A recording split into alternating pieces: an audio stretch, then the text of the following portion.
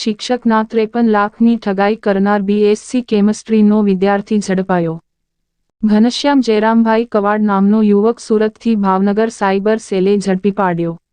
JS ભક્ત કોલેજનો BSc કેમિસ્ટ્રીનો ભૂતપૂર્વ વિદ્યાર્થી ઝડપાયો।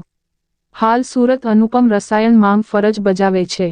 ભાવનગરના સરદાર પટેલ એડ્યુકેશન ટ્રસ્ટના શિક્ષકની સાથે 53 લાખની ઠગાઈ કરાઈ। જે અંગે ભાવનગર સાયબર સેલમાં ફરિયાદ નોંધાઈ હતી। જ્યારે ભાવનગર સાયબર સેલે સુરતથી ઘનશ્યામ નામના યુવકને ઝડપી લીધો છે। રિપોર્ટ કમલેશ ઢાપા સાથે હિરેન ચૌહાણ, ભાવનગર।